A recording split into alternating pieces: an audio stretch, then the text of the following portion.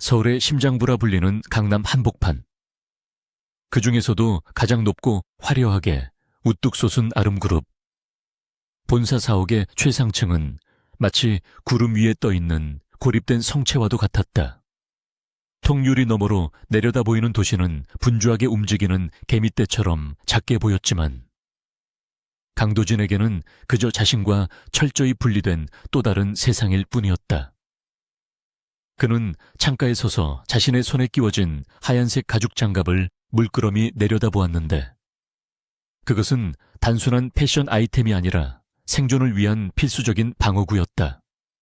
도진에게는 치명적인 비밀이 하나 있었는데 그것은 바로 여성과 신체적인 접촉이 일어나는 순간 전신의 알레르기 반응이 일어나 호흡 곤란과 발작을 일으킨다는 희귀하고도 끔찍한 증상이었다. 이 저주받은 체질은 그를 대한민국 재계 서열 1위 기업의 젊고 유능한 회장이라는 화려한 타이틀 뒤에 숨어 철저한 금욕주의자로 살아가게 만들었다. 그의 집무실은 멸균실에 가까울 정도로 완벽하게 통제되어 있었고 모든 결제 서류는 비서실장을 통해 전자문서로만 처리되거나 멸균 장갑을 착용한 남성 임원들을 통해서만 전달되었다. 도진이 하루 중 가장 예민해지는 시간은 바로 점심시간 직전이었는데 이는 불필요한 사람들과 마주칠 확률이 가장 높은 시간대였기 때문이었다. 그는 미간을 찌푸리며 손목시계를 확인했고 정확히 분초를 다투며 움직이는 자신의 스케줄이 조금이라도 어긋나는 것을 병적으로 싫어했다. 그때 육중한 마호가니 문이 열리며 도진의 최측근이자 비서실장인 박 실장이 당혹스러운 표정으로 들어왔다. 박 실장은 평소 감정을 잘 드러내지 않는 포커페이스의 소유자였으나 오늘만큼은 이마에 송골송골 맺힌 땀방울이 그의 긴장감을 대변해주고 있었다. 그는 도진에게 다가와 정중하게 고개를 숙이며 보고했는데 내용은 청천벽력과도 같았다. 회장 전용 엘리베이터가 갑작스러운 회로 오작동으로 인해 멈춰 섰으며 수리팀이 긴급하게 투입되었으나 복구까지 최소한 1시간 이상 소요될 것이라는 보고였다. 도진은 믿을 수 없다는 눈빛으로 박 실장을 응시했고 그의 차가운 눈동자 속에는 억눌린 분노가 이글거리고 있었다. 도진에게 전용 엘리베이터의 고장은 단순한 기계적 결함이 아니라 외부 세계와의 안전한 통로가 차단되었음을 의미하는 비상사태였다. 오후 1시에 예정된 해외 투자자들과의 화상회의를 위해서는 지금 당장 별관에 위치한 화상회의실로 이동해야만 했는데 그러기 위해서는 일반 임직원들이 사용하는 중앙 로비를 가로질러야 했다. 도진은 깊은 한숨을 내쉬며 재킷의 단추를 채웠고 박 실장은 경호팀에게 즉시 연락하여 로비의 인원을 통제하고 회장의 이동 동선을 확보하라고 지시했다. 도진은 마치 전쟁터에 나가는 장수처럼 비장한 표정으로 장갑을 다시 한번 조여매며 집무실을 나섰다. 한편 같은 시각 아름그룹 본사 로비는 점심시간을 맞아 쏟아져 나온 직원들과 방문객들로 인산인해를 이루고 있었다. 그 북새통 속을 뚫고 낡은 헬멧을 쓴 채 배달 조끼를 입은 한 여자가 퀵서비스 오토바이에서 내려 로비 입구로 달려가고 있었다. 그녀의 이름은 이하은이었고 전직 유도 국가대표 상비군 출신이었으나 부상과 집안의 빚 때문에 꿈을 접고 생활전선에 뛰어든 억척스러운 가장이었다. 혜은의 손에는 긴급 배송이라는 붉은 딱지가 붙은 서류 봉투가 들려 있었고 그녀는 수령인이 1시까지 서류를 받지 못하면 계약이 파기된다며 으름장을 놓았던 통화 내용을 떠올리며 발걸음을 재촉했다. 혜은은 로비 회전문을 통과하자마자 느껴지는 시원한 에어컨 바람에 땀을 식힐 겨를도 없이 안내 데스크를 향해 돌진했다. 그녀의 거친 숨소리와 헬멧 사이로 삐져나온 헝클어진 머리카락은 세련된 정장을 입은 직원들 사이에서 단연 눈에 띄는 이질적인 모습이었다. 하지만 하은에게는 남들의 시선 따위는 중요하지 않았고 오직 시간 내에 배달을 완료하고 건당 수수료를 챙기는 것만이 머릿속에 가득했다. 안내 데스크 직원이 보안 카드가 없으면 엘리베이터 탑승이 불가능하다고 말하자 혜은은 절박한 표정으로 사정했고 결국 담당자가 내려올 때까지 로비 한 구석에서 대기하라는 통보를 받았다. 그 순간 로비의 분위기가 순식간에 바뀌었는데 웅성거리던 소음이 잦아들고 수십 명의 검은 양복을 입은 경호원들이 대열을 맞춰 길을 터기 시작했기 때문이었다. 도진이 비상용 화물 엘리베이터를 타고 로비 1층에 도착하자마자 경호원들은 인간 바리케이드를 쳐서 일반인들의 접근을 철저히 차단했다. 도진은 주위의 시선을 의식하지 않으려 애쓰며 바닥만 보고 걸음을 옮겼지만 수많은 사람들의 호기심 어린 시선과 웅성거림은 그의 신경을 날카롭게 긁어대고 있었다. 그는 누군가와 옷깃이라도 스칠까봐 온몸의 근육을 긴장시킨 채 경호원들이 만들어준 좁은 통로를 따라 빠르게 이동했다. 바로 그때 혜은의 휴대폰이 요란하게 울리기 시작했고 발신자는 다름 아닌 악독하기로 소문난 사채업자였다. 그녀는 전화를 받으려다 실수로 손에 들고 있던 헬멧을 놓쳤고 헬멧은 대굴대굴 굴러 경호원들의 저지선 밖으로 튀어나갔다. 혜은은 본능적으로 헬멧을 잡으려 몸을 날렸고 그 과정에서 경호원들의 대열이 순간적으로 흐트러지며 작은 틈이 생겼다. 운명의 장난처럼 혜은은 그 틈을 비집고 튀어나갔고 맞은편에서 걸어오던 도진을 미처 발견하지 못한 채 전속력으로 부딪히고 말았다. 둔탁한 소리와 함께 두 사람은 로비에 대리석 바닥으로 엉켜 넘어졌고 도진의 세상은 순식간에 뒤집혔다. 그는 넘어지면서 본능적으로 바닥을 짚으려 했으나 혜은의 몸이 그의 위로 덮쳐오면서 피할 수 없는 신체 접촉이 발생했다. 혜은의 손이 도진의 재킷 안쪽 셔츠 위를 눌렀고 그녀의 얼굴이 도진의 목덜미 근처에 닿았으며 두 사람의 다리가 서로 얽히는 복잡한 상황이 연출되었다. 도진은 극도의 공포감에 휩싸여 눈을 질끈 감았고 곧 찾아올 호흡 곤란과 전신을 뒤덮을 붉은 반점을 기다리며 마음속으로 비명을 질렀다. 주변은 찬물을 끼얹은 듯 정적에 휩싸였고 경호원들은 사색이 되어 달려들었으며 박 실장은 비명을 지르며 도진의 상태를 살폈다. 하지만 넘어진 상태로 몇 초가 지나도록 도진에게는 아무런 고통도 찾아오지 않았고 기도가 막히는 끔찍한 질식감도 느껴지지 않았다.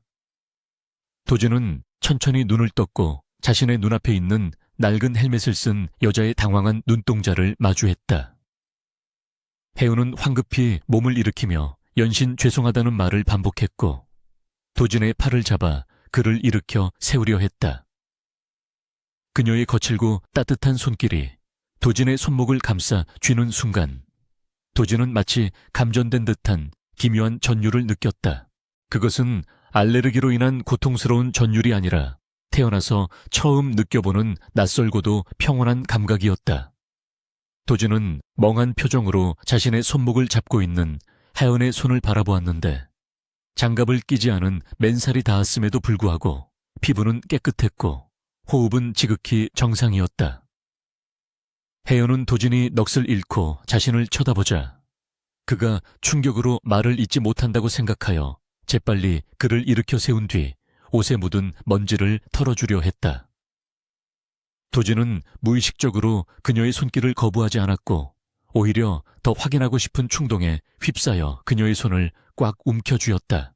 혜은은 도진의 돌발 행동에 깜짝 놀라 손을 빼내려 했으나 도진의 악력은 생각보다 강했고 그의 눈빛은 절박함으로 가득 차 있었다. 그녀는 이상한 사람이라고 생각하며 힘을 주어 손을 뿌리쳤고 마침내 도착한 배달 담당자를 발견하고는 도진에게 고개만 까딱하고 헬멧을 챙겨 바람처럼 사라졌다. 혜은이 떠난 자리에는 미묘한 라벤더 향기가 희미하게 남아있었고 도진은 여전히 자신의 손을 허공에 뻗은 채 망부석처럼 서 있었다. 경호원들과 박 실장이 도진을 둘러싸고 괜찮으시냐며 소란을 피웠지만 도진의 귀에는 아무런 소리도 들리지 않았다. 박 실장은 도진의 얼굴색을 살피며 구급차를 불러야 하는지 심각하게 고민하고 있었으나 도진은 천천히 자신의 손바닥을 뒤집어 보았다. 방금 전 그 여자의 천이 닿았던 자리에는 붉은 발진 대신 알 수 없는 열기만이 남아 있었고 심장은 공포가 아닌 다른 이유로 거세게 뛰고 있었다. 그는 평생을 괴롭혀온 저주가 그 여자에게만은 통하지 않는다는 사실을 깨달았고, 이것이 기적인지 아니면 또 다른 저주의 시작인지 판단할 수 없어 혼란스러워했다. 도진은 떨리는 목소리로 박 실장에게 방금 그 여자를 당장 찾아내라고 명령했다. 도진의 명령은 낮고 차분했지만 그 안에 담긴 위압감은 주변 공기를 얼어붙게 만들기에 충분했다. 박 실장은 회장의 갑작스러운 태도 변화에 당황하면서도 즉시 보안팀장에게 CCTV 확인을 지시했고, 로비에 있던 모든 인력을 동원해 그녀의 행방을 쫓게 했다. 도진은 로비 중앙에 서서 혜은이 사라진 회전문을 뚫어지게 응시하며 방금 전에 감촉을 되새기고 있었다. 수십 년간 갇혀 지냈던 고독한 성벽에 아주 작은 균열이 생기는 순간이었으며, 그 균열 사이로 새로운 빛이 스며들기 시작했다. 그 시각 혜은은 건물 밖으로 나와 오토바이에 시동을 걸며 가슴을 쓸어내렸는데, 하마터면 배달 시간에 늦을 뻔했다는 안도감과 함께 아까 부딪힌 남자의 기묘한 눈빛이 뇌리에서 떠나지 않았다. 비싼 양복을 입고 있던 그 남자가 왜 자신의 손을 그렇게 절박하게 잡았는지 이해할 수 없었지만, 그녀에게는 당장 해결해야 할 빚 독촉이 더 시급한 문제였다. 혜은은 헬멧의 끈을 조이며 엑셀을 당겼고, 오토바이는 굉음을 내며 도로 위로 미끄러져 나갔다. 그녀는 자신이 방금 대한민국 최고의 재벌 회장과 얽혔다는 사실을 꿈에도 모른 채 다음 배달 장소로 향했다. 도진은 다시 집무실로 돌아와 소파에 깊숙이 몸을 파묻고 앉아 있었는데, 아직도 손끝이 저릿한 느낌이 남아있어 주먹을 쥐었다 폈다를 반복했다. 그는 책상 위에 놓인 태블릿 PC를 들어 자신의 의료 기록을 다시 한번 확인했지만 알레르기 수치는 여전히 위험 단계를 가리키고 있었다. 그렇다면 방금 전의 일은 의학적으로 설명할 수 없는 현상이었고, 유일한 변수는 바로 그 여자라는 결론에 도달했다. 도진은 창밖을 내다보며 결심한 듯 인터폰을 눌러 박 실장을 호출했고, 그의 목소리에는 이전과는 다른 확신과 집요함이 묻어나고 있었다. 강도진의 집무실 책상 위에는 얇은 서류철 하나가 덩그러니 놓여 있었는데, 그것은 대한민국의 모든 정보망을 동원해 찾아낸 이하은의 신상 명세서였다. 도진은 자신의 손을 다시 한번 내려다보았고, 어제 로비에서 느꼈던 그 기묘한 감각이 여전히 손끝의 잔상처럼 남아 그를 괴롭히고 있었다. 평생을 여성 공포증이라는 족수에 묶여 살아온 그에게 아무런 알레르기 반응 없이 타인의 천을 느낄 수 있다는 것은 천지가 개벽할 일이나 다름없었다. 박 실장은 도진의 지시대로 혜은의 뒷조사를 철저히 마친 상태였고, 그녀가 짊어지고 있는 막대한 빚과 병상에 누워있는 어머니, 그리고 과거 유도 선수로서의 경력까지 상세하게 보고했다. 도진은 서류 속에서 환하게 웃고 있는 하연의 증명사진을 손가락으로 톡톡 두드리며 입가에 희미한 미소를 띄었는데, 그것은 사막에서 오아시스를 발견한 여행자의 표정과도 같았다. 도진은 더 이상 지체할 이유가 없다고 판단했고, 즉시 자리에서 일어나 재킷을 걸치며 박 실장에게 차를 대기시키라고 명령했다. 박 실장은 회장이 직접 움직인다는 사실에 당황하여 만류하려 했으나 도진의 결단에 찬 눈빛을 보고는 입을 다물 수밖에 없었다. 도진은 이 기적 같은 현상이 일회성에 그치는 것인지 아니면 그녀가 자신에게 허락된 유일한 구원자인지를 직접 확인해야만 직성이 풀릴 것 같았다. 검은색 최고급 세단들이 줄지어 회사 정문을 빠져나갔고, 도진의 차량은 화려한 강남 거리를 벗어나 서울의 외곽인 낡고 허름한 주택가가 밀집한 동네로 향했다. 차창 밖으로 스쳐 지나가는 풍경은 점차 회색빛으로 변해갔고, 도진은 이질적인 풍경 속으로 스스로 걸어 들어가고 있었다. 그 시각 혜은은 퀵서비스 센터의 낡은 휴게실 소파에 몸을 구겨 넣은 채 쪽잠을 자고 있었는데, 새벽부터 이어진 배달 강행군으로 인해 온몸이 녹아내릴 듯 피곤했기 때문이었다. 그녀의 휴대폰은 쉴 새 없이 울려대며 비톡촉 문자를 토해내고 있었지만 혜은은 그것을 확인할 기력조차 남아있지 않았다.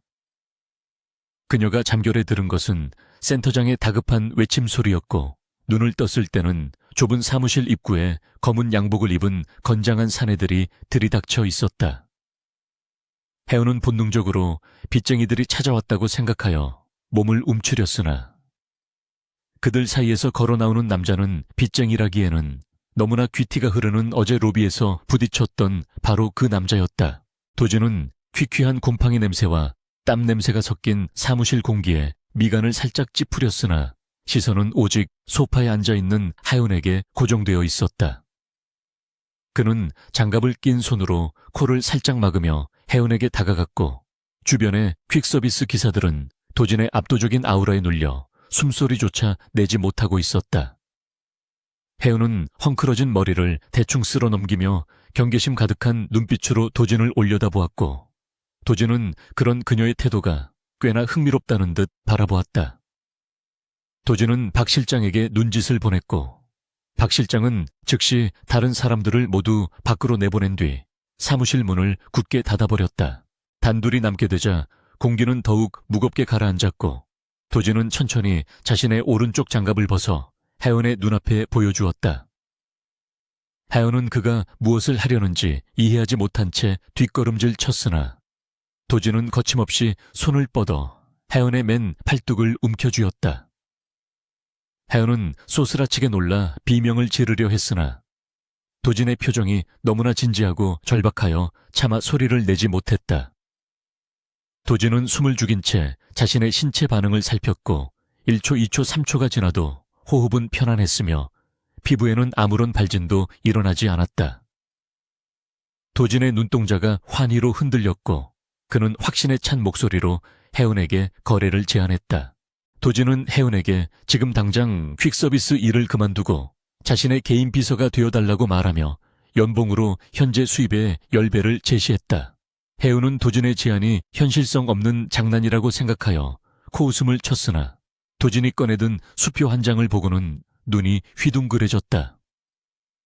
하지만 도진이 덧붙인 업무 내용은 기가 막힐 노릇이었는데 단순히 비서 업무를 수행하는 것이 아니라 24시간 자신의 곁을 지키며 필요할 때마다 손을 잡거나 신체 접촉을 해야 한다는 것이었다.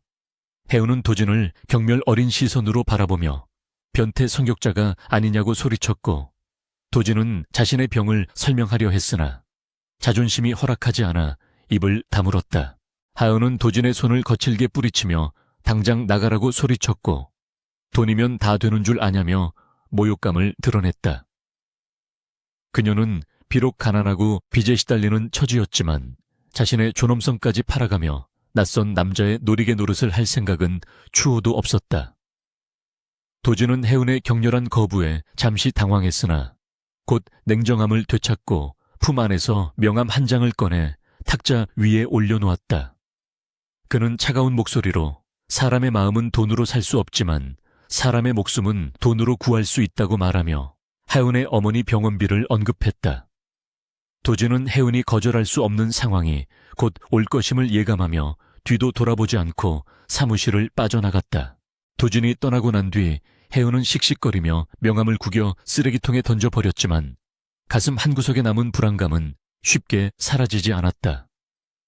그녀는 억지로 마음을 다잡으며 다시 일을 시작하려 했으나 곧이어 터진 사건이 그녀를 벼랑 끝으로 내몰았다. 병원에서 전화가 걸려와 어머니의 상태가 급격히 악화되어 당장 수술을 하지 않으면 생명이 위험하다는 통보를 해온 것이다. 엎친 데 덮친 격으로 악랄한 사채업자들이 집으로 찾아가 행패를 부리고 있다는 동생의 울먹이는 전화까지 걸려왔다. 혜은은 주저앉아 머리를 감싸 쥐었고 현실의 벽은 그녀의 작은 자존심으로는 도저히 넘을 수 없는 거대한 산과 같았다. 혜은은 병원으로 달려가 창백하게 누워있는 어머니의 얼굴을 보며 하염없이 눈물을 흘렸고 의사는 수술비 선납이 이루어지지 않으면 수술을 진행할 수 없다고 냉정하게 말했다. 그녀는 휴대폰 연락처 목록을 훑어보았지만 돈을 빌릴 수 있는 곳은 단 한 군데도 없었고 세상이 온통 칠흑 같은 어둠으로 변한 것만 같았다. 그때 그녀의 머릿속에 아까 쓰레기통에 버렸던 도진의 명함이 섬광처럼 스치고 지나갔다. 해운은 미친 듯이 퀵서비스 센터로 다시 달려가 쓰레기통을 뒤져 구겨진 명함을 찾아냈고 손을 부들부들 떨며 명함에 적힌 번호로 전화를 걸었다.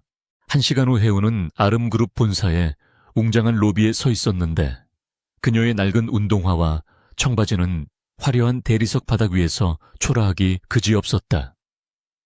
박 실장이 직접 내려와 그녀를 안내했고 해운은 마치 도살장에 끌려가는 소처럼 무거운 발걸음으로 전용 엘리베이터에 올랐다.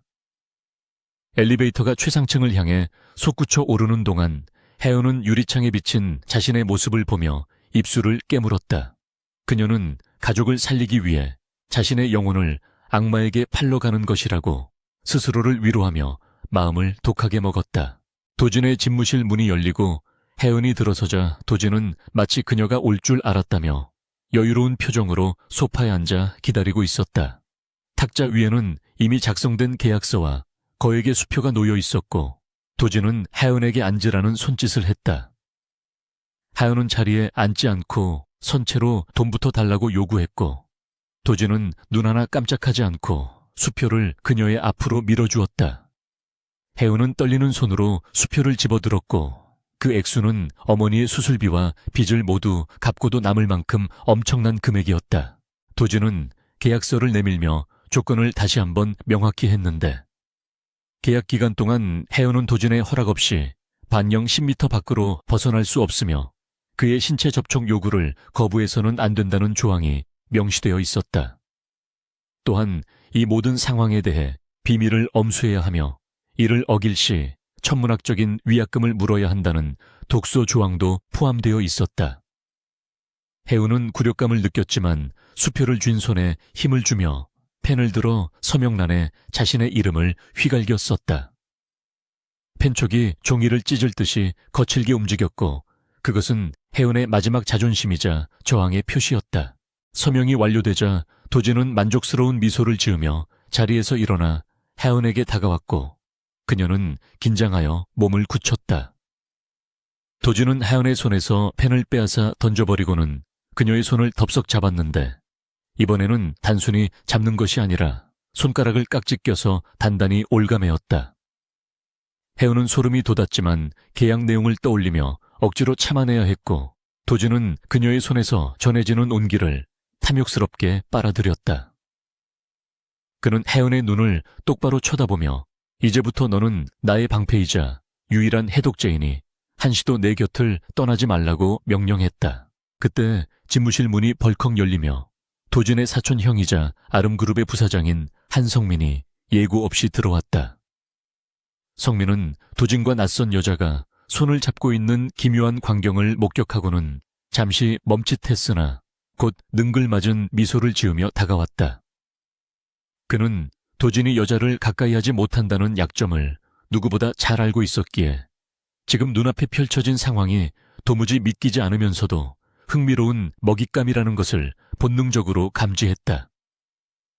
성민은 해운을 위아래로 훑어보며 도진에게 새로운 취미가 생겼냐고 비아냥거렸고 도진은 잡고 있던 해운의 손에 더욱 힘을 주며 차가운 눈빛으로 성민을 노려보았다. 도진은 성민의 등장이 달갑지 않았지만 해운의 손을 잡고 있는 덕분에 평소라면 느꼈을 메스꺼움이나 불안감이 전혀 느껴지지는 않았다. 그는 해운을 자신의 등 뒤로 살짝 감추며 성민에게 노크도 없이 들어오는 무례함을 지적했고 성민은 어깨를 으쓱하며 대충 사과하는 신용을 했다. 성민의 시선은 집요하게 해운에게 머물러 있었고 그는 직감적으로 이 여자가 도진의 치명적인 약점이자 동시에 강력한 무기가 될 수 있음을 알아차렸다. 성민이 나가고 난 뒤 도진은 해운을 돌아보며 앞으로 저런 놈들을 수없이 마주치게 될 테니 정신 똑바로 차리라고 경고했다. 해운은 이제야 자신이 어떤 세계에 발을 들여놓았는지 실감하게 되었는데 그곳은 화려한 겉모습과는 달리 맹수들이 서로의 목덜미를 노리는 정글과도 같은 곳이었다. 도진은 해운에게 내일부터 출근할 것을 지시하며 박 실장을 불러 그녀를 데리고 나가 스타일링부터 다시 하라고 명령했다. 혜우는 자신의 옷차림을 내려다보며 씁쓸한 표정을 지었지만 군말 없이 박 실장을 따라 나섰다.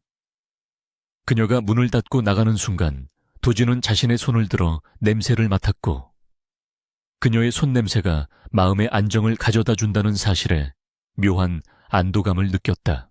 다음날 아침 혜우는 완전히 다른 사람이 되어 아름그룹 로비에 나타났는데 박 실장이 준비해준 고급 정장은 그녀의 탄탄한 몸매를 돋보이게 했고 전문 메이크업은 그녀의 또렷한 이목구비를 더욱 빛나게 만들었다. 직원들은 그녀가 누구인지 수군거렸지만 아무도 그녀가 며칠 전 헬멧을 쓰고 난동을 피우던 배달 직원이라는 사실을 알아차리지 못했다. 혜우는 거울 속에 비친 낯선 자신의 모습이 어색했지만 깊게 심호흡을 하며 회장실로 향하는 전용 엘리베이터에 몸을 실었다. 이제 그녀는 강도진이라는 위험한 남자의 유일한 구원자로서 전쟁터의 한복판으로 걸어 들어가고 있었다. 아름그룹의 대회의실 공기는 숨이 막힐 듯 무겁게 가라앉아 있었고 20명이 넘는 임원들이 뿜어내는 긴장감은 마치 폭풍전야의 바다와도 같았다. 강도진은 상석에 앉아 날카로운 눈빛으로 프레젠테이션 화면을 응시하고 있었지만 그의 신경은 온통 자신의 등 뒤에 서 있는 이하은에게 쏠려 있었다. 혜우는 박 실장이 골라준 검은색 정장을 입고 꼿꼿한 자세로 서 있었는데 난생 처음 겪어보는 재벌가의 회의 분위기에 압도되지 않으려 안간힘을 쓰고 있었다. 그녀의 역할은 단순한 비서가 아니라 도진에게 접근하는 모든 여성 임원이나 외부 인사들을 물리적으로 차단하는 인간 방패였다. 회의가 진행되는 동안 마케팅 본부장인 최 상무가 열정적으로 설명하며 도진에게 다가오려 했고 그녀의 손에는 결제를 받기 위한 태블릿 PC가 들려 있었다. 최 상무는 그룹 내에서도 실력을 인정받는 여성 임원이었으나 도진의 기피증을 알지 못했기에 그저 회장의 눈에 들기 위해 적극적으로 거리를 좁혀오고 있었다. 도진의 호흡이 미세하게 거칠어지기 시작했고 그의 손은 책상 아래에서 주먹을 꽉 쥐고 있었는데 이는 발작이 오기 직전의 전조 증상이었다. 그 순간 그림자처럼 서 있던 혜은이 소리 없이 움직여 도진과 최 상무 사이를 자연스럽게 가로막으며 끼어들었다. 그녀는 최 상무가 내민 태블릿 PC를 공중에서 부드럽게 낚아채듯 받아들며 정중하지만 단호한 목소리로 회장님께서는 현재 직접 검토하실 수 없으니 자신에게 주시면 전달하겠다고 말했다. 최 상무는 혜은의 당돌한 행동에 불쾌한 기색을 내비쳤으나 도진이 고개를 끄덕이자 어쩔 수 없이 자리로 돌아가야만 했다. 회의가 끝난 후 도진은 집무실로 돌아오자마자 넥타이를 거칠게 풀어헤치며 소파에 주저앉았고 식은땀으로 젖은 이마를 닦아냈다. 혜은은 도진의 상태가 심상치 않음을 감지하고 말없이 다가가 그의 옆자리에 앉아 조심스럽게 그의 손을 잡았다. 도진은 혜은의 손이 닿자마자 마치 산소호흡기를 댄 사람처럼 깊은 숨을 몰아쉬며 경직되었던 근육을 이완시켰다. 그는 눈을 감은 채 혜은의 천이 자신의 혈관을 타고 흐르는 독소를 정화하는 듯한 기분을 느꼈고 이 여자가 없으면 자신은 단 하루도 버틸 수 없다는 사실을 뼈저리게 실감했다. 혜은은 도진의 창백한 얼굴을 바라보며 대한민국 최고의 권력자가 겪는 고통이 생각보다 훨씬 심각하다는 것을 깨닫고 연민을 느끼기 시작했다. 오후 일정은 더욱 험난했는데 그것은 정재계 인사들이 모이는 오찬 모임에 참석해야 했기 때문이었고 그것은 도진에게 지뢰밭이나 다름없었다. 혜우는 도진의 바로 옆자리에 앉아 식사하는 척하며 주변의 동태를 살폈고 특히 도진에게 관심을 보이는 여성들의 접근을 예의주시했다. 맞은편에 앉은 건설사 회장의 딸이 도진에게 와인을 따라주겠다며 일어섰을 때 혜우는 반사적으로 자신의 와인잔을 들어 올리며 자연스럽게 그녀의 동작을 막아섰다. 혜우는 실수인 척 와인을 살짝 흘려 분위기를 환기시켰고 그 틈을 타 도진은 화장실을 핑계로 자리를 피할 수 있었다. 도진은 화장실 세면대에서 거울을 보며 쓴웃음을 지었는데 혜은의 대처가 투박하지만 묘하게 효과적이라는 생각이 들었기 때문이었다. 회사로 돌아오는 차 안에서 도진은 혜은에게 오늘 대처가 나쁘지 않았다고 칭찬했고 혜은은 칭찬해 줄 거면 보너스로 달라고 농담을 던졌다. 두 사람 사이에는 처음에 있었던 서늘한 긴장감이 사라지고 기묘한 유대감이 형성되고 있었는데 그것은 생사를 함께하는 전우애와 비슷한 감정이었다. 도진은 혜은에게 왜 유도를 그만두었는지 물었고 혜은은 어깨 부상과 집안 사정 때문이라고 덤덤하게 대답했다.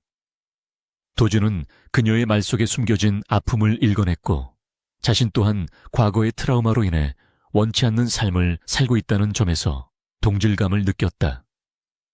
그는 혜은의 손을 잡은 채 창밖을 바라보며 자신들이 화려한 도시 속에 갇힌 두 마리의 외로운 짐승 같다는 생각을 했다. 한편 부사장 한성민은 자신의 사무실에서 사설 탐정이 보내온 하연의 뒷조사 자료를 검토하고 있었는데 입가에는 비열한 미소가 걸려 있었다. 자료에는 혜은의 아버지가 남긴 막대한 빚과 어머니의 병원비, 그리고 그녀가 퀵서비스 일을 하며 겪었던 온갖 고생들이 상세하게 기록되어 있었다. 성민은 혜은이 단순한 비서가 아니라 도진의 치명적인 약점을 보완해주는 존재임을 확신했고 그녀를 무너뜨리면 도진도 자연스럽게 무너질 것이라고 계산했다. 그는 혜은의 채무관계를 정리해준 사채업자를 매수하여 그녀를 압박할 계획을 세웠고 도진이 가장 믿는 도끼에 발등을 찍히게 만들 작정이었다. 성민은 시가 연기를 내뿜으며 사진 속 혜은의 얼굴을 손가락으로 지시겼다.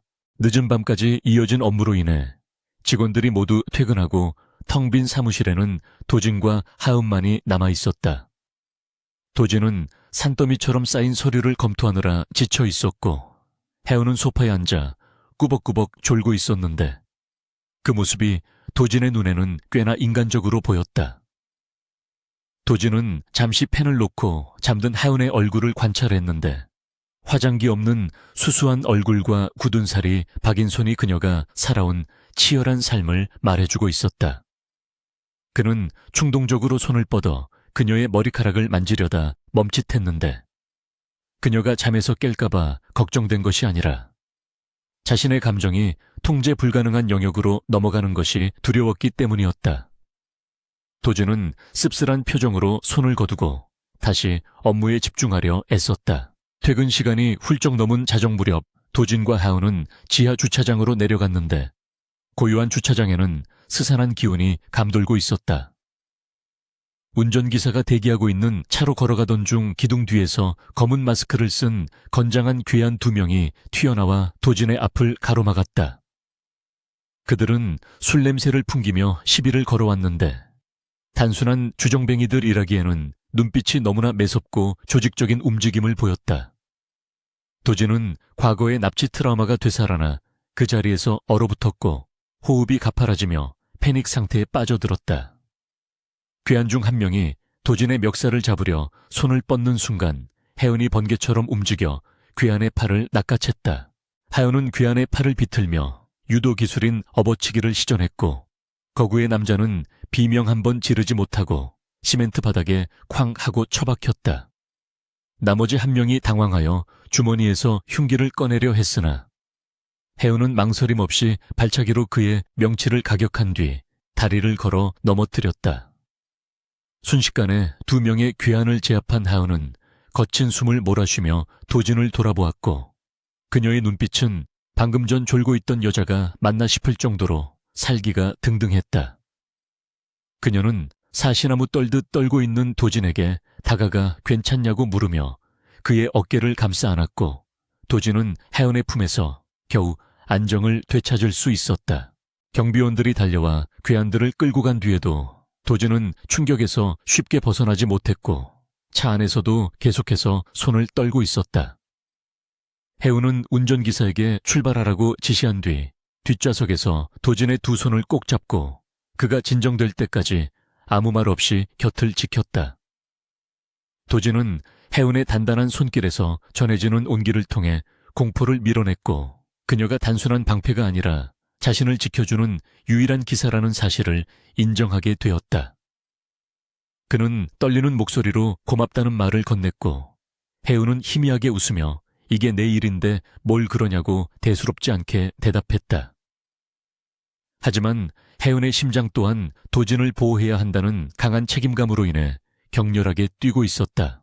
다음 날 아침 출근길의 공기는 어제와는 사뭇 달랐는데 도진은 혜은을 대하는 태도가 훨씬 부드러워졌고 직원들도 두 사람 사이에 변화된 기류를 감지했다.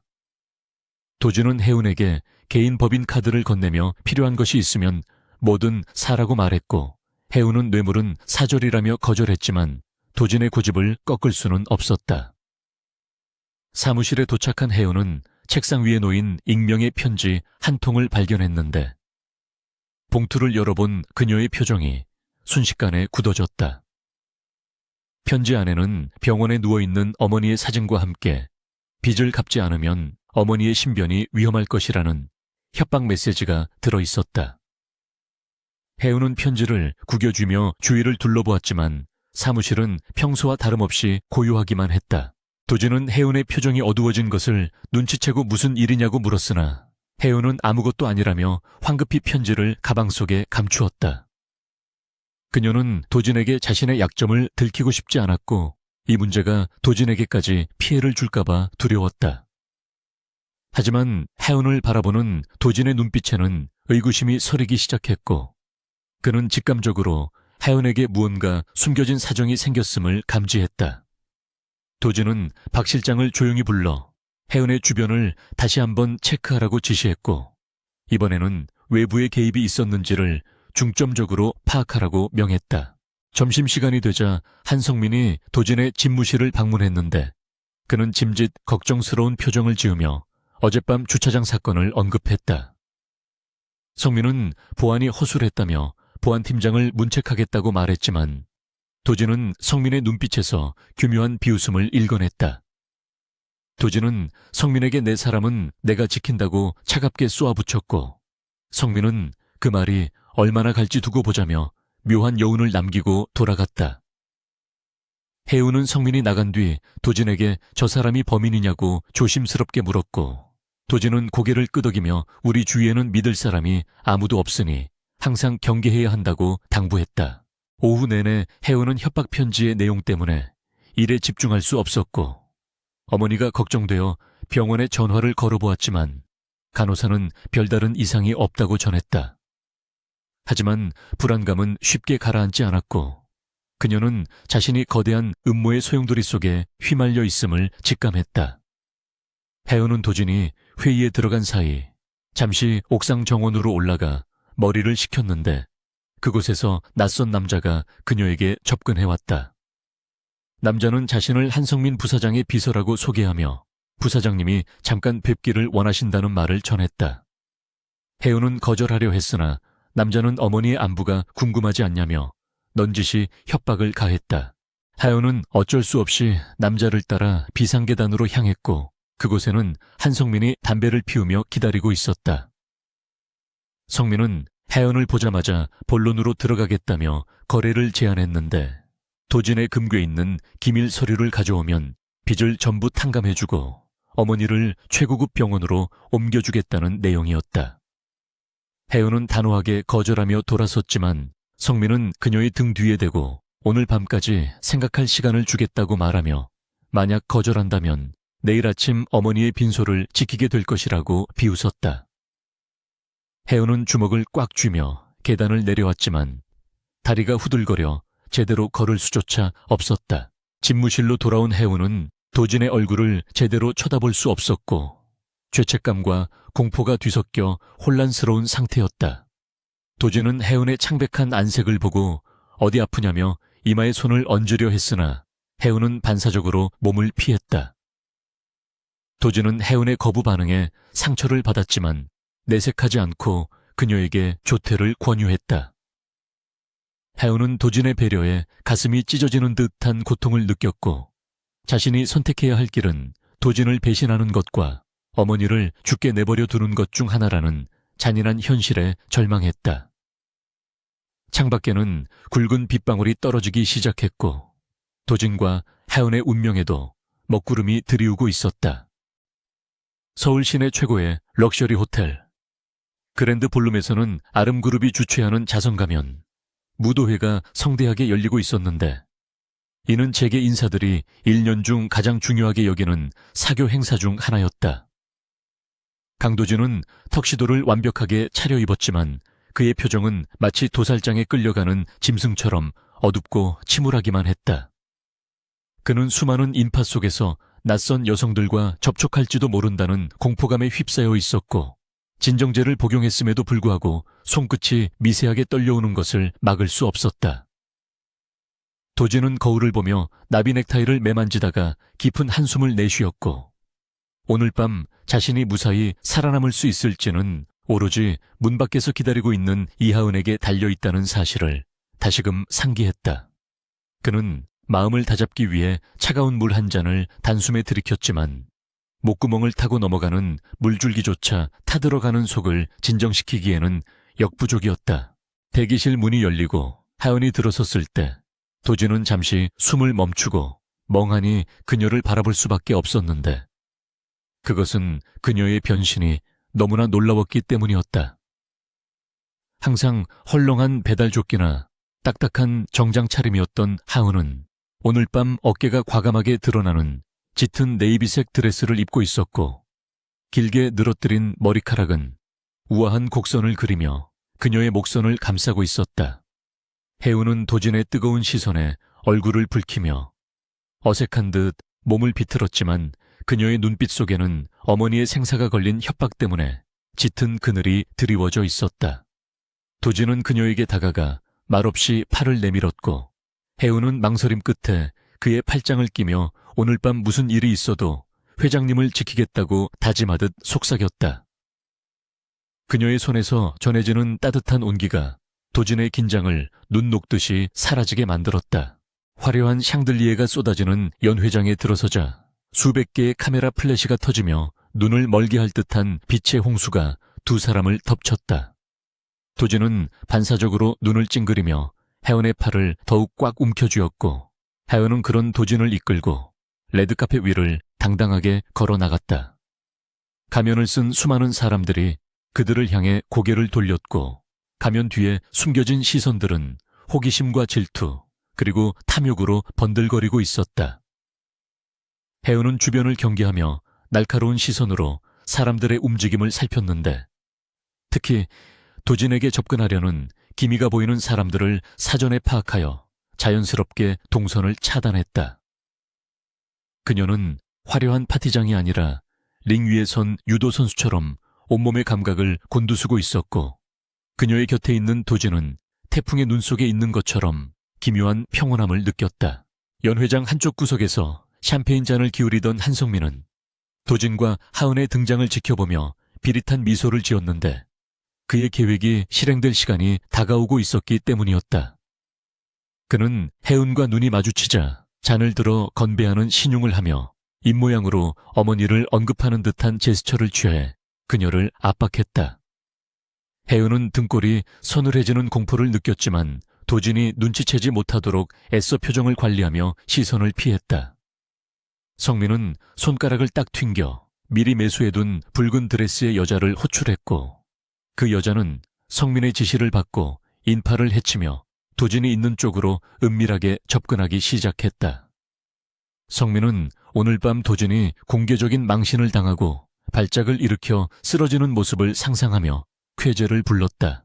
도진은 주요 주주들과 인사를 나누며 억지 미소를 짓고 있었지만 속으로는 빨리 이 자리를 벗어나고 싶은 마음뿐이었고 하연의 손을 놓는 순간 자신이 무너질 것임을 알고 있었다.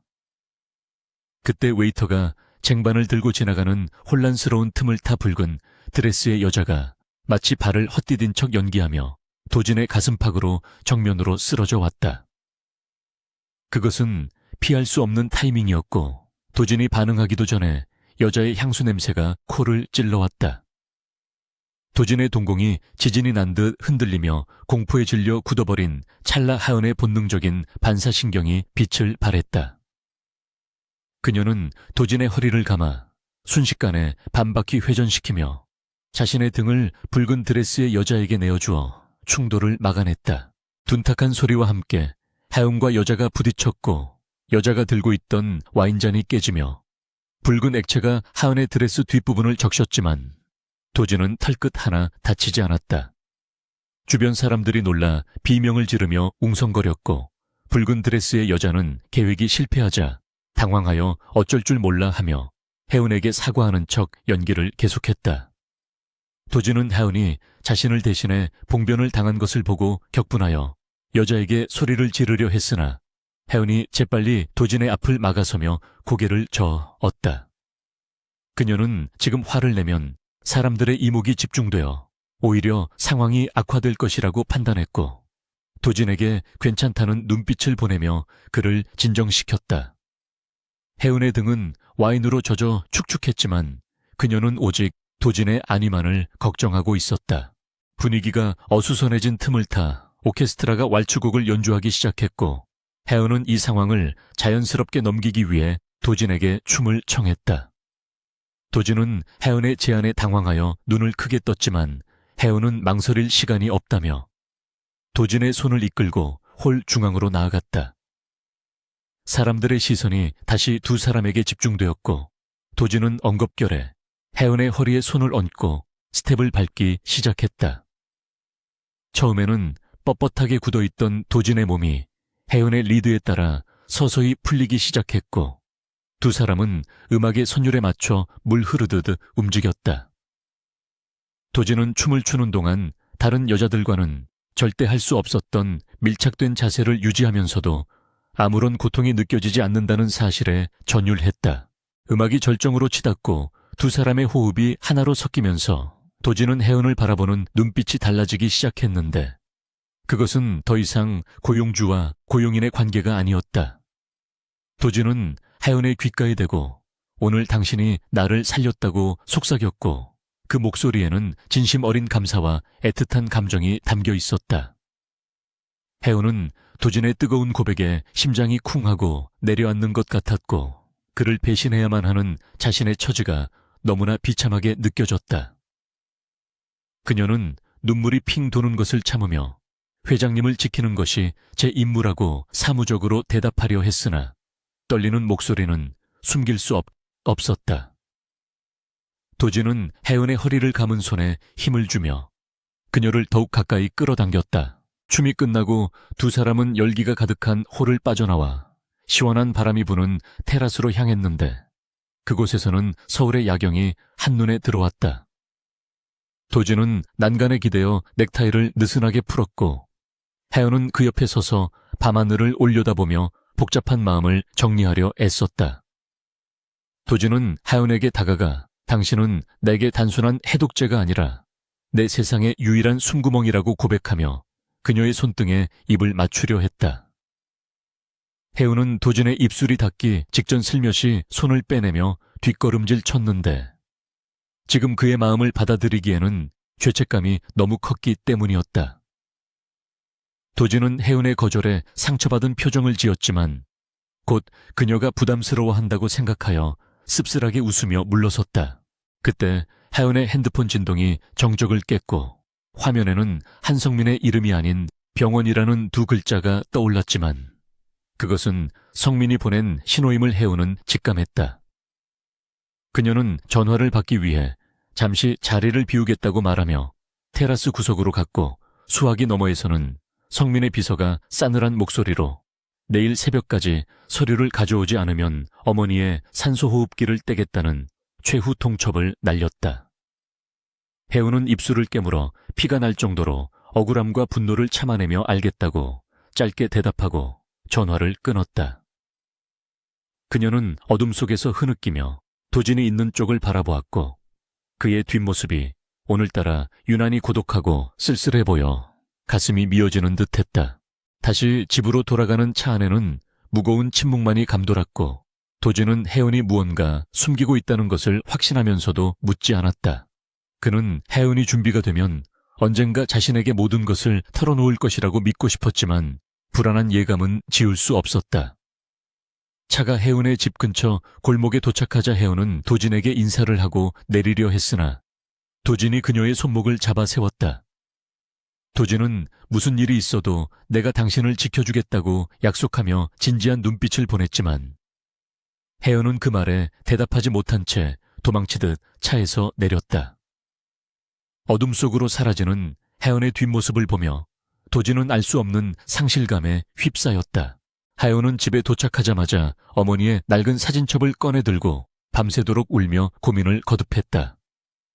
그녀에게 도진은 은인이자 처음으로 마음을 열게 해준 남자였지만 어머니는 그녀의 생명과도 같은 존재였기에 선택의 여지가 없었다.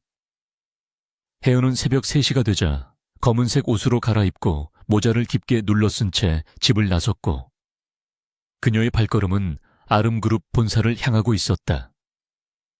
그녀는 자신이 지금 하려는 행동이 도진에게 씻을 수 없는 상처를 줄 것임을 알면서도 사랑하는 사람을 살리기 위해 영혼을 파는 악녀가 되기로 결심했다.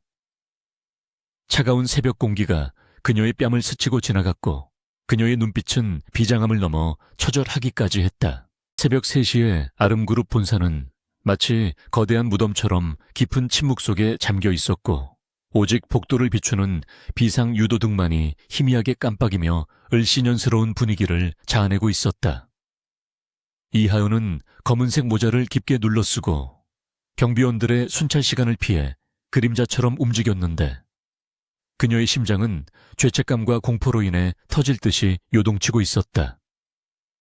그녀는 도진이 알려주었던 보안 코드를 입력하며 손을 떨었고 육중한 회장실 문이 소리 없이 열리자 익숙한 라벤더 향기가 그녀의 코끝을 스치며 가슴을 찔러왔다. 혜은은 어둠 속에서 도진의 책상 뒤에 있는 비밀 금고로 다가갔고 한성민이 요구했던 이중장부와 기밀 서류를 꺼내기 위해 떨리는 손가락으로 다이얼을 돌리기 시작했다.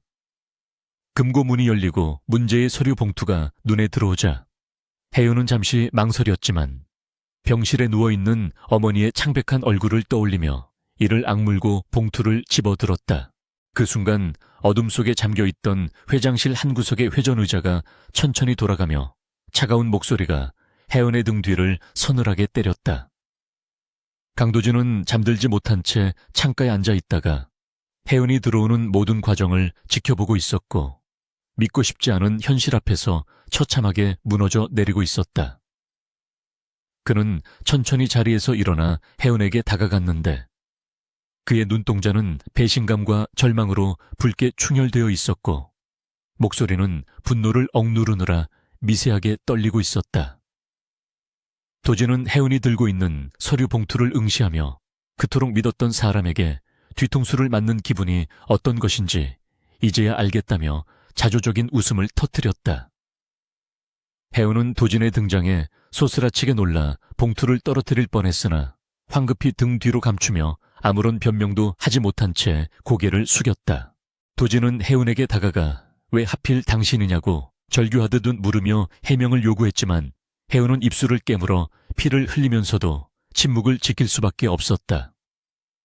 만약 여기서 사실대로 말한다면 한성민이 어머니를 해칠 것이 분명했기에 그녀는 차라리 돈에 눈이 먼 배신자가 되어 도진의 곁을 떠나는 편이 낫다고 판단했다. 혜은은 고개를 들고 독하게 마음을 먹은 듯 도진의 눈을 똑바로 쳐다보며 자신은 처음부터 돈 때문에 접근했으며 더 큰 액수를 제시한 쪽을 택했을 뿐이라고 거짓말을 내뱉었다. 그녀의 말은 비수처럼 날아와 도진의 가슴에 꽂혔고 도진은 충격으로 비틀거리며 책상 모서리를 짚었다. 도진은 그녀의 말이 진심이 아니기를 바라는 마음에 확인하려 손을 뻗어 혜은의 어깨를 잡으려 했다. 하지만 도진의 손이 혜은의 어깨에 닿는 순간 기적이 일어났던 지난번과는 달리 끔찍한 자결감이 그의 손바닥을 태우는 듯이 느껴졌다.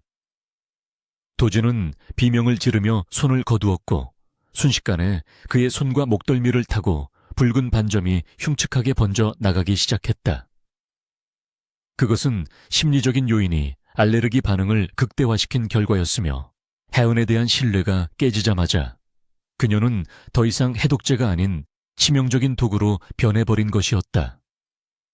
도진은 바닥에 쓰러져 호흡 곤란을 일으키며 쌕쌕거리는 숨소리를 내뱉었고, 고통 속에서도 해운을 바라보는 눈빛에는 경멸과 슬픔이 뒤섞여 있었다.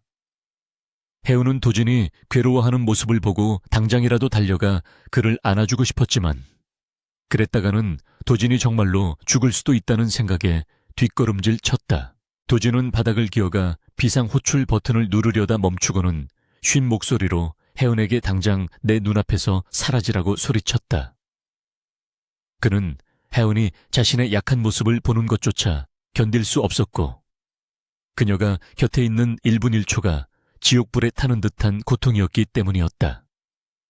해운은 눈물을 삼키며 서류 봉투를 움켜쥐고 도진에게 마지막으로 죄송하다는 말을 남긴 채 도망치듯 회장실을 빠져나왔다. 그녀가 떠난 자리에 홀로 남겨진 도진은 온몸을 긁으며 괴로워하다가 의식을 잃어갔고, 닫힌 문 너머로 멀어지는 해운의 발자국 소리는 그의 심장을 짓밟는 소리처럼 들려왔다. 이것으로 세상에 유일하게 열려있던 문은 닫혔고, 도진은 다시 차가운 고독의 감옥 속에 갇히게 되었다. 회사를 빠져나온 하연은 기다리고 있던 한성민의 비서에게 서류 봉투를 건네주었고, 비서는 내용을 확인한 뒤 만족스러운 미소를 지으며 병원비 입금 확인증을 그녀에게 던져주었다. 해운은 확인증을 구겨쥐며 비틀거리는 걸음으로 골목길을 걸어갔는데, 비가 내리기 시작하여 그녀의 눈물과 빗물이 뒤섞여 흘러내렸다.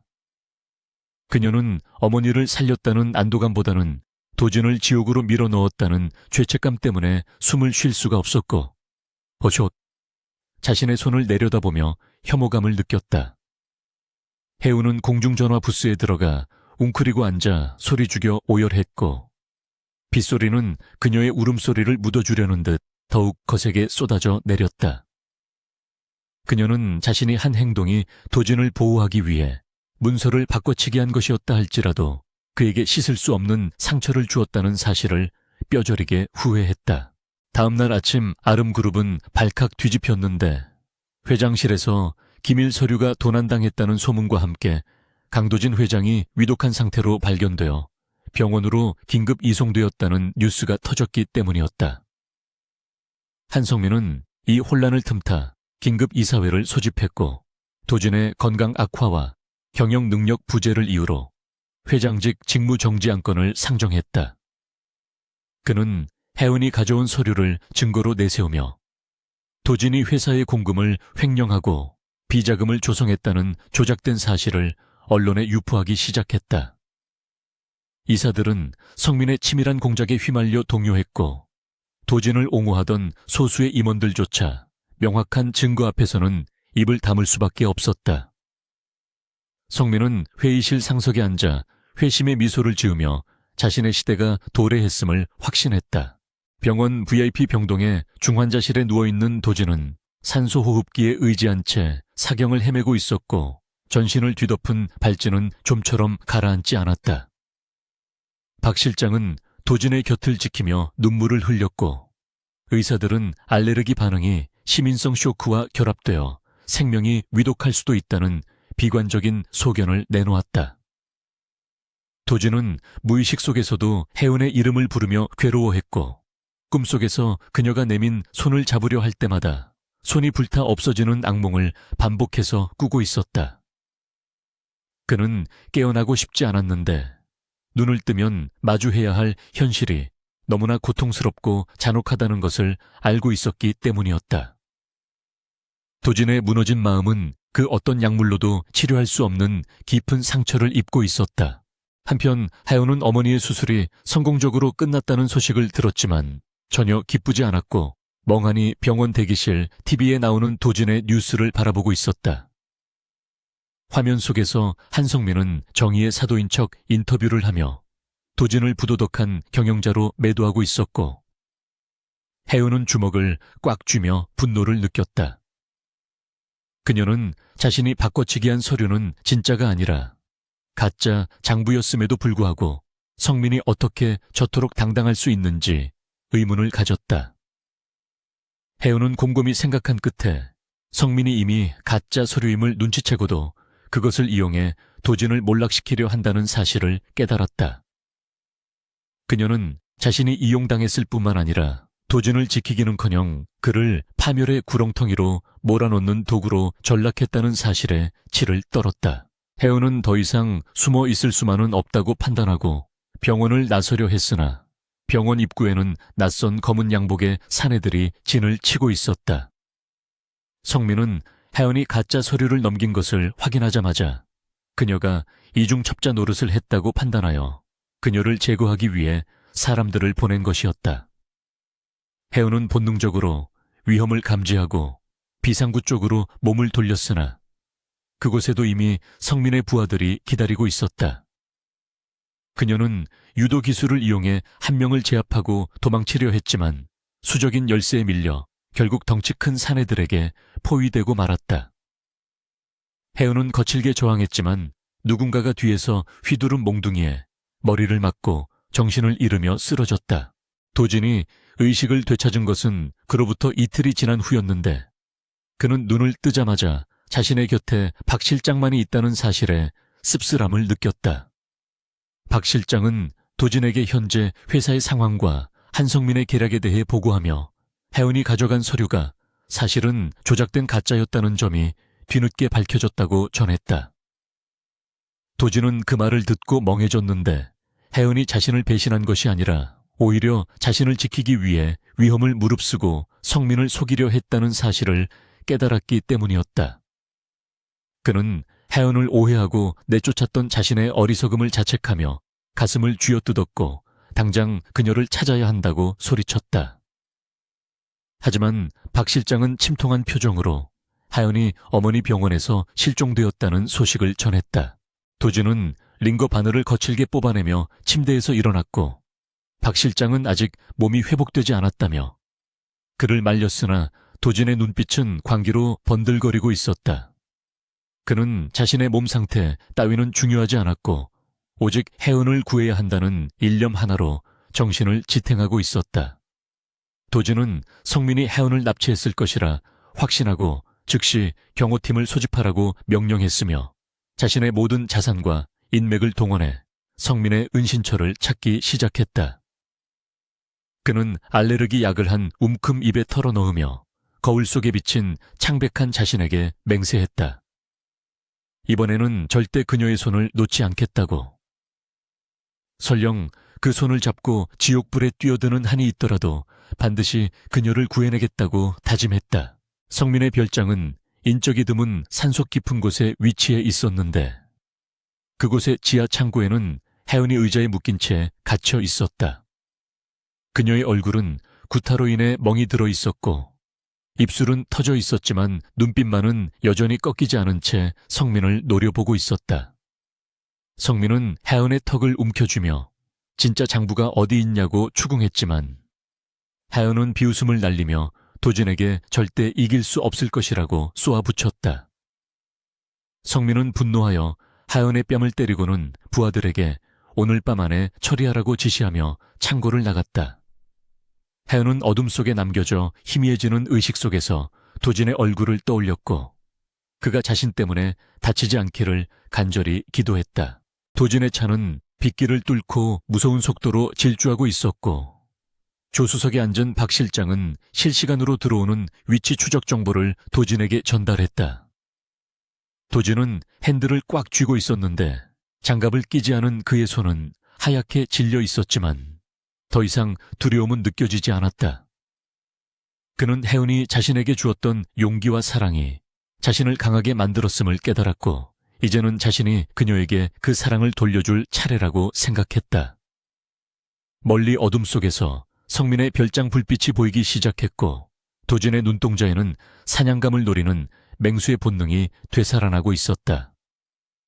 폭풍우가 몰아치는 밤, 최후의 결전이 그들을 기다리고 있었다.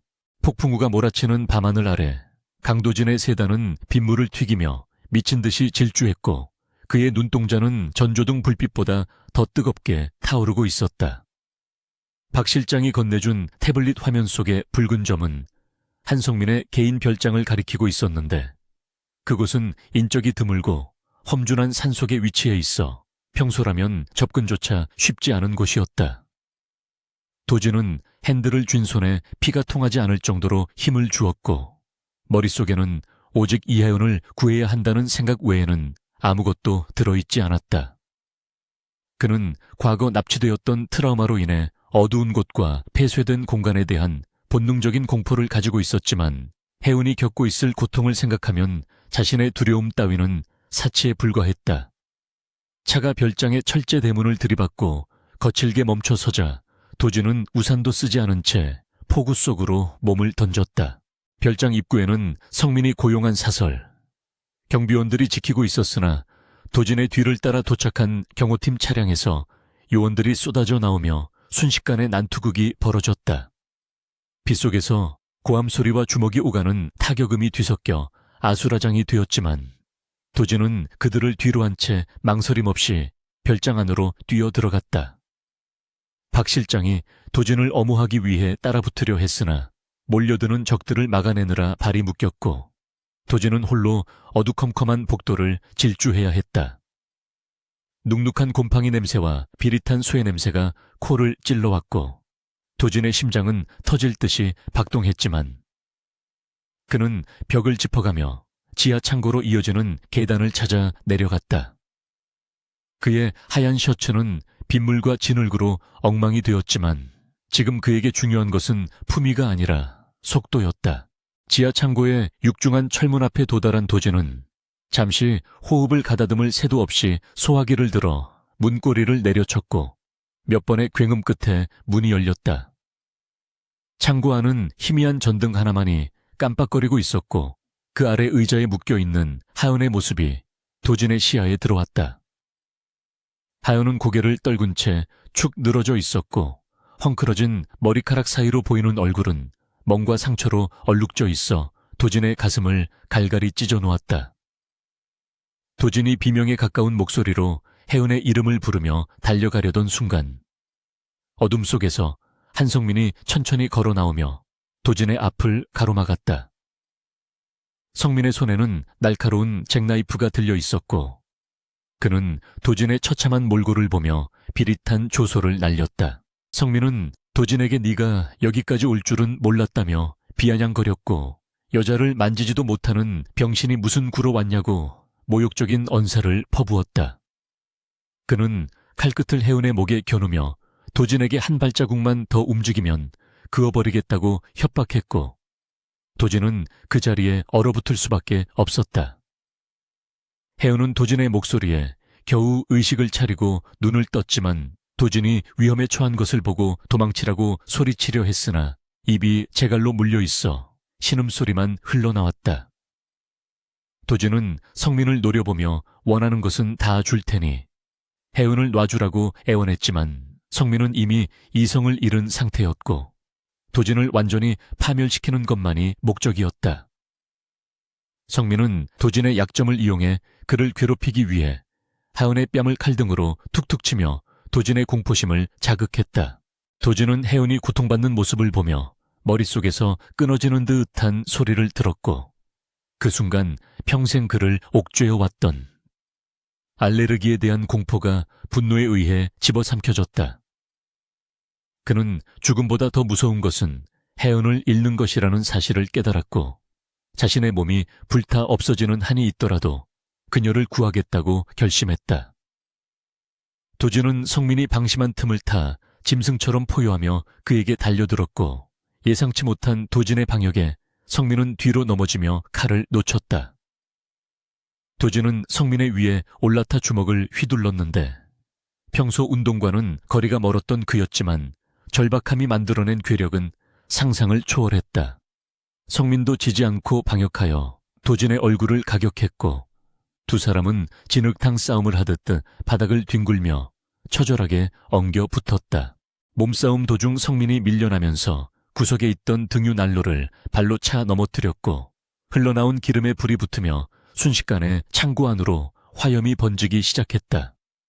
붉은 불길이 치솟자 성민은 공포에 질려 도진을 밀쳐내고 열린 문을 통해 혼자 도망쳐버렸고 창고 안에는 도진과 묶여있는 하윤만이 남겨졌다.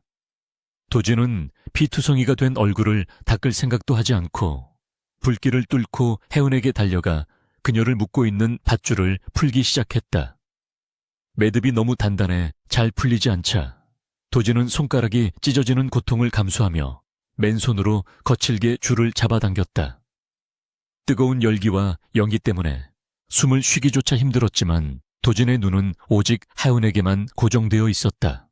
마침내 밧줄이 풀리고 혜은이 힘없이 쓰러지자 도진은 반사적으로 그녀를 품에 안았는데 그 순간 그는 자신이 장갑을 끼지 않았다는 사실조차 잊고 있었다.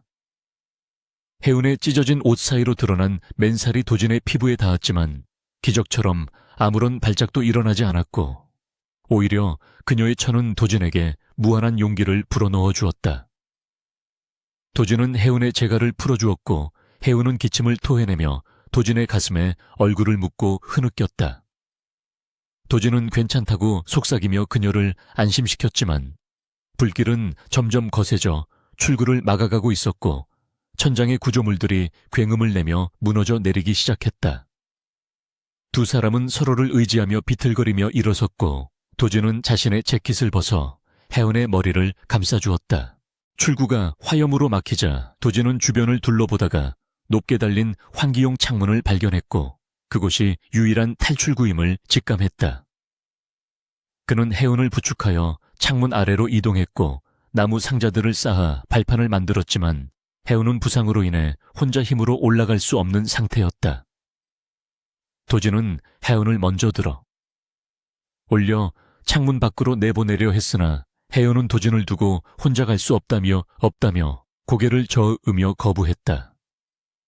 도진은 혜은의 눈을 똑바로 쳐다보며 우리가 함께 살기 위해서는 당신이 먼저 나가서 나를 끌어줘야 한다고 설득했고 혜은은 눈물을 흘리며 고개를 끄덕였다. 도진은 온 힘을 다해 혜은을 들어 올렸고 혜은은 고통을 참으며 창문을 깨고 밖으로 몸을 날렸다. 혜은이 밖으로 나가자마자 도진은 연기를 마셔 심하게 기침을 하며 주저앉았지만 위에서 뻗어온 혜은의 손을 보고 다시 힘을 냈다. 빗물에 젖은 혜은의 손이 간절하게 흔들리고 있었고 도진은 마지막 남은 힘을 짜내어 점프하여 그녀의 손을 맞잡았다.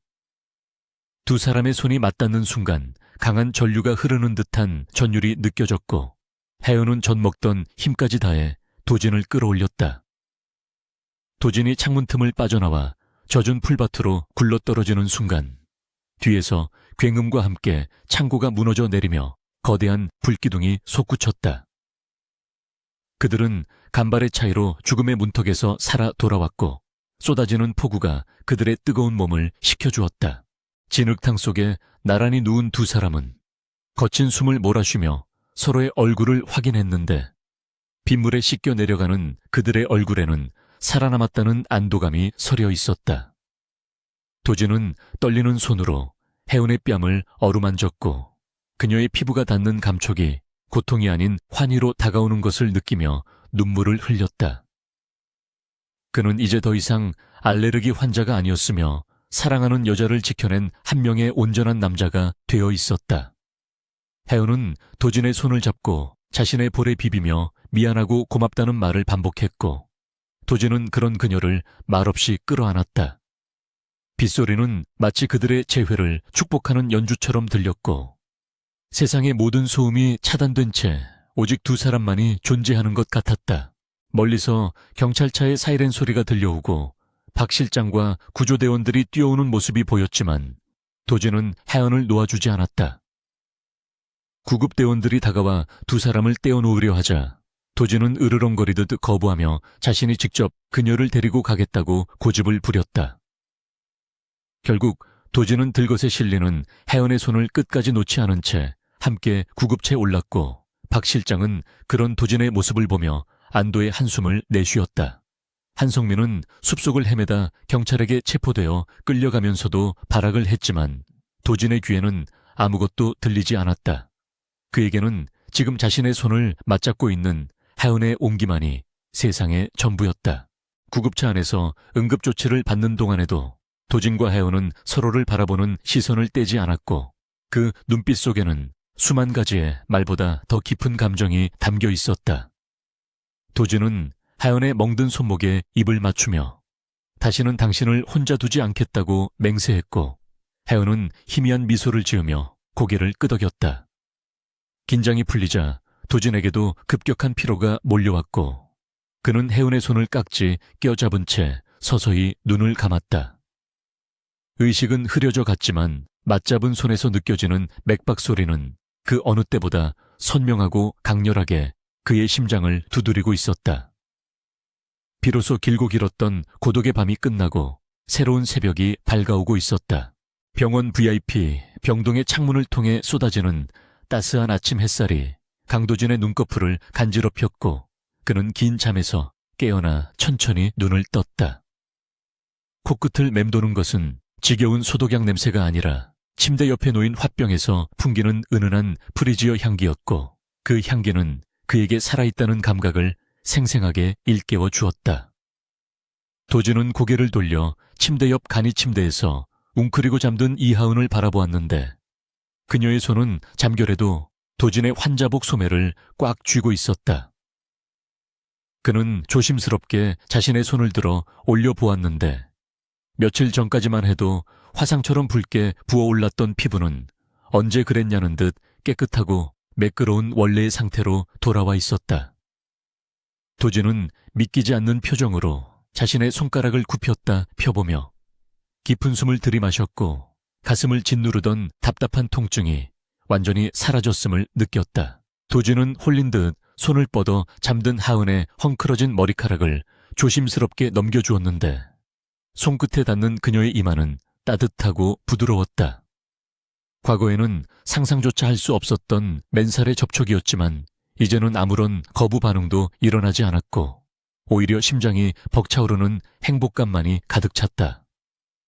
혜은이 인기척을 느끼고 부스스 눈을 떴고, 도진과 눈이 마주치자마자 화들짝 놀라며 일어나 그의 상태를 살폈다. 도진은 걱정스러운 눈빛으로 자신을 바라보는 혜은에게 부드러운 미소를 지어 보이며 이제 정말 괜찮아졌다고 그녀를 안심시켰다. 혜은은 도진의 멀쩡한 얼굴과 장갑을 끼지 않은 손을 번갈아 보다가 안도의 눈물을 터뜨렸고, 도진은 그런 그녀를 말없이 끌어안아 주었다. 그때 병실 문이 열리고 박 실장이 들어와 두 사람의 모습을 보고는 흐뭇한 표정을 지으며 헛기침을 했다. 그는 도진에게 한성민이 구속 수감되었으며 그동안 저지른 횡령과 납치교사 혐의가 모두 입증되어 중형을 피할 수 없을 것이라고 보고했다. 또한 언론에는 도진이 화재 현장에서 직원을 구하기 위해 몸을 던진 영웅적인 행동이 대서특필되면서 아름그룹의 이미지가 급상승하고 주가가 폭등하고 있다는 기분 좋은 소식도 덧붙였다. 도진은 그 모든 것이 사필 규정이라 생각하며 덤덤하게 고개를 끄덕였고, 이제야 비로소 자신을 올가매던 과거의 망령에서 완전히 벗어났음을 실감했다. 그는 박 실장에게 퇴원 수속을 밟으라고 지시하며 이제 회사로 돌아가 미뤄둔 일들을 처리하고 싶다는 의욕을 내비쳤다. 며칠 후 도진은 퇴원하자마자 제일 먼저 혜은과 함께 그녀의 어머니가 입원해 있는 병원을 찾았다. 혜은의 어머니는 수술이 성공적으로 끝나 빠르게 회복 중이었고, 도진을 보자마자 은인이라며 눈시울을 붉히고 손을 잡으려 했다. 도진은 잠시 움찔했으나 곧 혜은을 바라보며 용기를 얻어 어머니의 거친 손을 두 손으로 따뜻하게 맞잡았다. 그는 자신이 은인이 아니라 따님 덕분에 제가 새로운 삶을 살게 되었다고 정중하게 말씀드렸고, 그 모습에는 재벌 회장의 권위적인 모습은 온데간데 없고 예의 바른 청년의 진심만이 담겨 있었다. 혜은은 어머니와 도진이 서로 손을 잡고 웃는 모습을 보며 가슴 한구석이 몽글몽글해지는 것을 느꼈고, 이 행복이 영원하기를 간절히 기도했다. 어머니의 병실을 나온 두 사람은 병원 정원 벤치에 나란히 앉아 늦은 오후에 평화로운 풍경을 바라보았다. 도진은 혜은에게 자신의 알레르기가 사실은 신체적인 질병이 아니라 사람을 믿지 못해서 생긴 마음의 병이었다는 의사의 소견을 털어놓았다. 그는 어릴 적 겪었던 납치 사건 이후로 타인의 접근을 본능적으로 거부해왔지만 하연이 보여준 조건 없는 희생과 진심이 그 두꺼운 방어막을 깨트려 준 것이라고 고백했다.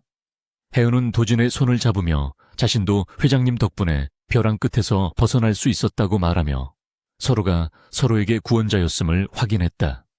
두 사람은 서로의 눈을 깊이 응시하며 말로 다 하지 않아도 통하는 깊은 유대감을 느꼈고 그들 사이에는 봄바람처럼 따스한 기류가 흘렀다. 일주일 뒤 아름그룹 본사 로비는 도진의 복귀 소식을 듣고 마중 나온 임직원들과 취재진으로 발 디딜 틈이 없었다. 사람들은 도진이 여전히 마스크와 장갑으로 중무장한 채 나타날 것이라고 예상하며 수군거리고 있었고 경호원들은 긴장된 표정으로 인파를 통제하고 있었다. 검은색 최고급 세단이 로비 입구에 부드럽게 멈춰섰고 박 실장이 뒷좌석 문을 열자 숨죽인 정적 속에서 도진의 모습을 드러냈다.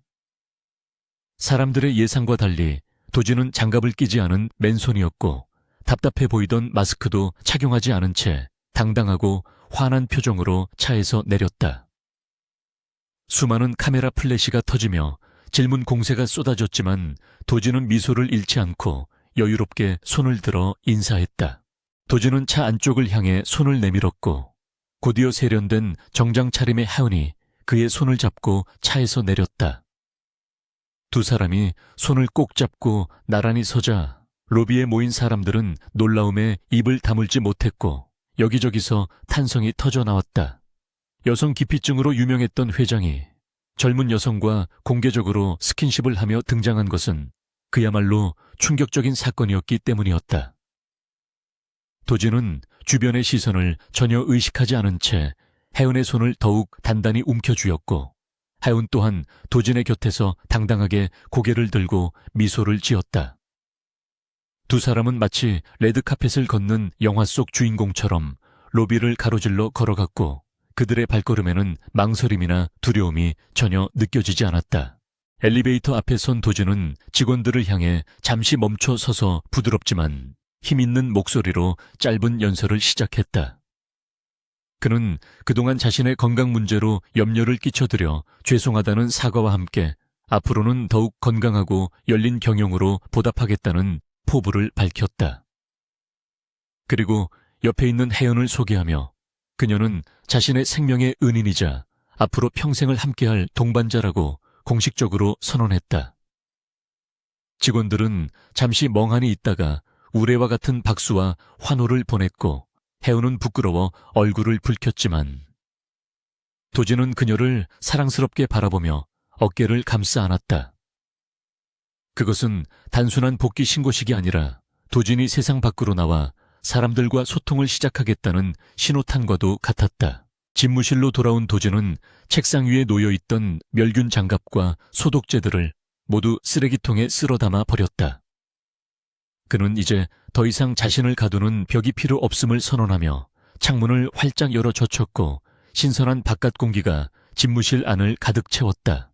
혜은은 도진의 책상 위에 작은 화분을 하나 올려놓으며 삭막했던 공간에 생기를 불어넣었고 도진은 그런 혜은을 뒤에서 끌어안으며 행복한 미소를 지었다. 도진은 혜은에게 주말에 놀이공원에 가자고 제안했는데 그것은 평범한 연인들이 하는 데이트를 한 번도 해보지 못한 자신을 위한 그리고 고생한 혜은을 위한 작은 선물이었다. 혜은은 기뻐하며 도시락을 싸겠다고 했고 두 사람은 소소한 행복을 계획하며 웃음꽃을 피웠다. 주말이 되자 도진과 혜은은 청바지에 운동화를 신은 편안한 차림으로 놀이공원을 찾았는데 도진에게는 태어나서 처음 와보는 낯설고 신기한 세상이었다. 수많은 인파 속에서 어깨가 부딪히고 스칠 때마다 도진은 잠시 긴장하기도 했지만 곁에서 꽉 잡고 있는 혜은의 손길 덕분에 곧 안정을 되찾을 수 있었다. 그들은 솜사탕을 나눠 먹고 머리띠를 하고 사진을 찍으며 여느 평범한 연인들처럼 즐거운 시간을 보냈고 도진은 자신이 그토록 두려워했던 세상이 사실은 이렇게나 활기차고 따뜻한 곳이었음을 깨달았다. 회전목마 앞에서 도진은 혜은의 손등에 입을 맞추며 당신 덕분에 세상이 아름답게 보인다고 고백했다. 해질 무렵 두 사람은 한강공원을 거닐며 붉게 물드는 노을을 바라보았는데 강물 위로 윤슬이 반짝이며 그들의 앞날을 축복해 주는 것 같았다. 도진은 주머니에서 작은 반지 케이스를 꺼내 혜은에게 내밀었고 혜은은 놀란 눈으로 그를 쳐다보았다. 도진은 무릎을 꿇지는 않았지만 진지한 눈빛으로 이 반지는 족쇄가 아니라 당신과 영원히 손을 잡고 싶다는 약속이라며 그녀의 손가락에 반지를 끼워주었다. 혜은은 눈물을 글썽이며 고개를 끄덕였고 도진은 그녀를 품에 안고 입을 맞추었다. 지나가는 사람들이 그들을 쳐다보았지만 두 사람은 세상에 오직 서로만 존재하는 것처럼 깊은 사랑을 확인했다. 이야기는 다시 처음 그들이 만났던 아름그룹 로비로 돌아와 마무리되는데 이제 도진은 더 이상 혼자가 아니었다.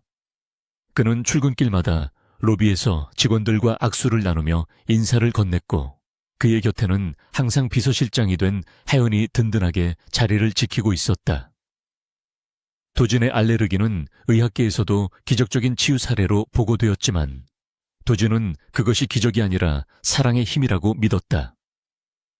그는 가끔 손목을 잡았던 하연의 첫 손길을 떠올리며 그 우연한 사고가 자신의 인생을 송두리째 바꿔놓은 가장 행운의 순간이었음을 감사했다. 이제 강도진에게 세상은 두려움의 대상이 아니라 사랑하는 사람과 함께 걸어가야 할 아름다운 꽃길이었다. 마지막 장면에서 도진과 혜연은 회사 옥상 정원에 서서 서울의 정영을 내려다보고 있었는데 하늘은 구름 한 점 없이 맑고 푸르렀다. 도진은 혜연의 손을 잡고 자신의 가슴에 얹으며 심장이 뛰는 소리를 느껴보라고 했고 혜연은 규칙적이고 힘차게 뛰는 그의 심장 박동을 느끼며 환하게 웃었다. 도진은 하연에게 앞으로 어떤 시련이 와도 절대 이 손을 놓지 않겠다고 다시 한번 다짐했고 하연은 저도 끝까지 회장님 곁을 지키겠다고 화답했다. 두 사람은 맞잡은 손을 높이 들어 올리며 태양을 향해 뻗었고 그들의 손 위로 눈부신 햇살이 쏟아져 내리며 찬란한 미래를 예고했다. 억만장자와 배달 직원의 기막힌 로맨스는 그렇게 완벽한 해피엔딩으로 막을 내렸다.